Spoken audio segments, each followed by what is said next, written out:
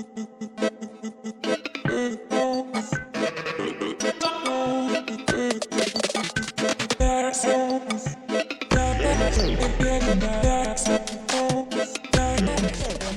movie nerds, and welcome to Cinematic Sarcastic, the podcast that talks all things movies and television. I'm Natalie, and I'm your host. Just a quick note before we start this episode, I do have an Instagram now, so if you wanted to follow me there, it's Cinematic Sarcastic Podcast, and I usually will always post when I have a new episode up. So today's episode is going to be jumping back in time a little bit, not quite to some of my earlier favorites, but I don't think that there is a new movie that's coming out that I'm super hyped for until Bullet Train, and that doesn't come out until August. So I wanted to kind of take a couple of episodes to review a few of the newer movies that have been out for a little while that came out prior to my podcast launch. So I thought we might start with The Lost City. Sandra Bullock, Channing Tatum. I think Brad Pitt did a little cameo in it. This one I very, very much enjoyed. I definitely think that these types of movies are right up my alley. It reminds me a lot of like The Mummy, what was the other one with the Rock Jungle Cruise. It goes back even further than that. I remember a movie when I was younger called The Jewel of the Nile, which I very much enjoyed, but it's along the similar vein of like this woman that's out in the jungle where she clearly should not be. Jewel of the Nile is a little bit different because the guy that goes to rescue her obviously kind of has the skills with which to do that. He would be more along the lines of the Brad Pitt character, whereas in The Lost City, Sandra Bullock really only has Channing Tatum, who is a model and a bit of a bro bimbo, if that's a thing. So he's not that useful really in kind of rescuing her. I really kind of love these kind of movies because to me it's sheer like entertainment value. The story is usually pretty formulaic. You don't have to think about it too much.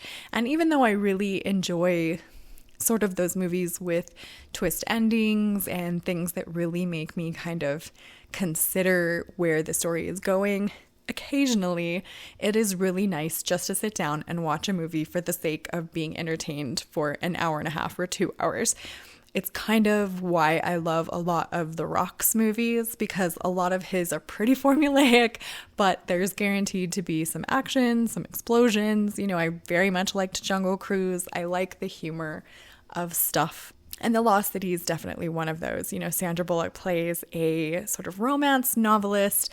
I think she was married to someone that did more archaeological type stuff, and he has passed away in the movie. So she's kind of single. She doesn't really have the passion, I guess, anymore to write any of her stories now that her husband is gone. And she ends up being kidnapped by Daniel Radcliffe in the movie. He's kind of the villain or the arch nemesis. He has been reading about her books. He kind of believes that she knows where this lost city is and that she can help him find amazing treasure. So he takes her hostage. And this is probably the first movie that I really took Daniel Radcliffe serious in like his acting abilities. I have not watched really any of the Harry Potter films. That just was kind of not my niche of things to really be interested in. So I didn't really give him much thought, but he was very, very good in this one. I really loved his character. I thought he did a tremendous job. Really the only bad thing, and I don't even know if it's a bad thing that I can say about The Lost City, is I didn't quite understand Brad Pitt's character or the necessity for Brad Pitt's character. It sort of seemed to me like one of those, I know Brad Pitt, I can get Brad Pitt to play in a movie with me and we'll just sort of invent a character that he can be. He's not in the movie for very long, which I was pretty disappointed about. And I felt like his character kind of had more in common with Sandra Bullock, or, you know, it made more sense for them to be together than it did for her and Channing Tatum to be together. So, you know, his character sort of had to piece out in order for her and Channing Tatum to still end up together at the end of the movie. And I didn't quite get that. I didn't see the point. I feel like Brad Pitt was more of a name drop in the movie than an actual character. It wasn't bad by any means. Like I said, that's like really the only negative thing that I can say about it. It's a pretty straightforward film. I definitely enjoyed it. I hands down will probably buy it and watch it again, because I do really love those like action adventure.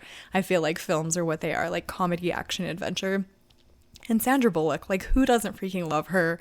She's bae. Sandra Bullock is bae. Like she's just stunning. She looks amazing still. There is no movie of hers I feel like I've ever just outright hated. I think she's an amazing actress. Anytime she's around certain characters that she can do comedy, like The Proposal with Ryan Reynolds or like this one with Channing Tatum, I think that she just excels at those, and I very much enjoy her. So what did you think of The Lost City? Leave a comment and let me know. Subscribe if you want to join the Movie Nerd family, and I hope to see you in the next episode.